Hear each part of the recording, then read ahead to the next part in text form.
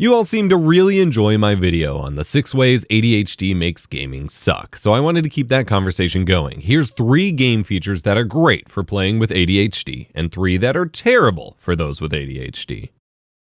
Each of these good things also have a way they can be bad, however, as is all things with neurodivergence. Let's start with a good. Tutorials and onboarding tools. These are great for getting a new player or a distracted player up and running with your game's mechanics and controls, especially if they differ from the standard control schemes.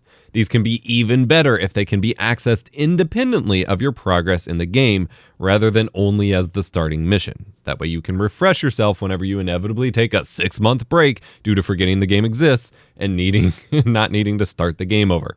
For me personally, it really sucked taking a break from the God of War reboot on PS4 only to come back to a challenging fight that I had stopped on and no good way to reacquaint myself with the controls and get back into it. I still haven't finished it, and I will likely just start it over one day instead, which is also part of why I keep putting it off. Then there's games like the Pokemon Fire Red and Leaf Green remakes that provided a full recap of everything you did, even if it was 10 years ago, to help you get up and running. And there are some games that offer you the ability to go into training modes, like in fighting games, or a separate tutorial level that you can access at any time. Those are great. These can be bad, however. Forced tutorials or forced menu navigation or forced playtime in a specific game mode or a trial mode is a nightmare for someone who just wants to get in and out quickly. This is especially a problem in mobile games where most of them forcibly walk you through the menus that you don't want to click, make you use microtransactions that you don't care about, and then queue up a demo game against bots. Even worse, this happens often when reinstalling a game or upgrading devices, even when your account already has considerable playtime on it.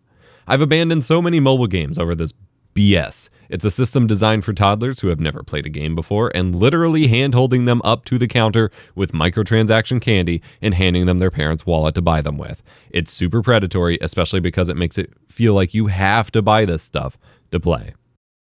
Meanwhile, my 3-year-old picked up Minecraft on the Xbox and went from having no clue how to use a controller to being fully independent playing with it in a matter of like a week and a half. These kinds of tutorials are completely unnecessary, even for kids. Another bad game feature for ADHD gamers is timed events. Thankfully, some game franchises like Halo and supposedly Marvel Rivals that just dropped have learned to do this ethically and still make the content and progression available after the event is over, or just limiting double XP to the event time, but there are still time-limited playlists and those kinds of events even in those games. But so many of these games announce time-limited events, usually limited to an absurd window like 2 weeks out of nowhere with very little time in advance, and then expect you to dedicate those 2 weeks of your life to their game on a whim. ADHD gamers struggle with prioritization as is, and these kinds of things make it all the more difficult. It's disruptive to normal life priorities, and it's predatory, preying on FOMO to keep us from playing other games or tending to our responsibilities.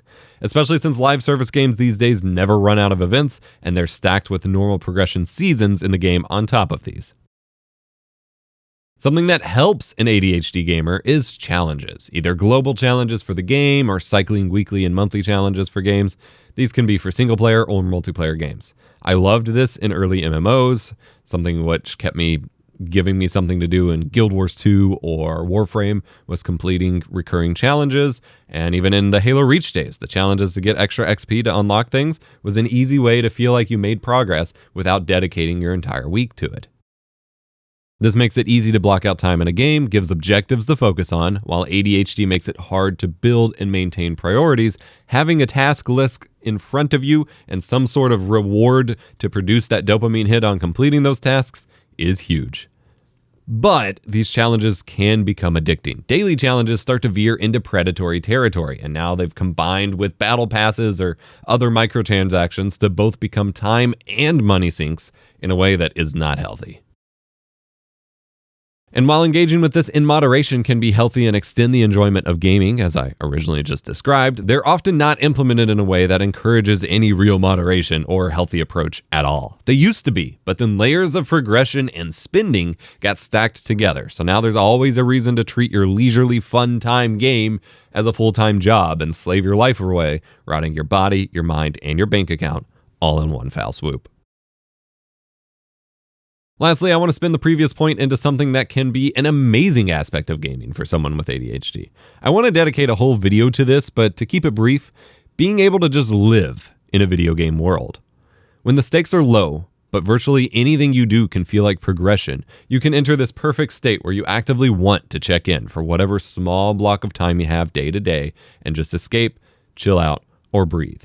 This is great in games like Pokemon. For me, Pokemon Gen 2 is one of those games I could just go in and vibe in the cities and quote unquote live in. RuneScape, old school RuneScape, just, making a tiny bit of progress on my skills while I decompress and just not think about my responsibilities for a bit. Minecraft, just go build a house in the woods, and eventually, as you build it up, you'll have a packed server full of tons of stuff. Games like that where any extra little bit of battling, resource gathering, egg hatching, or building can be progress, even if it's not significant progress.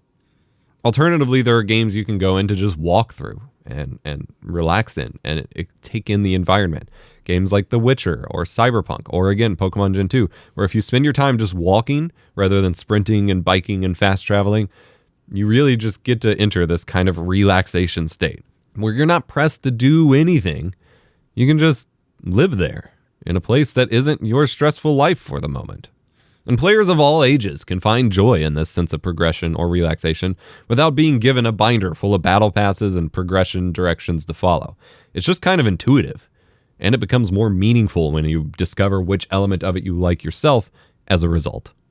What gaming features or mechanic make it easier or more difficult for your ADHD? Comment below. Check out my video on 6 ways ADHD makes gaming in general more difficult, and remember to be kind. Rewind.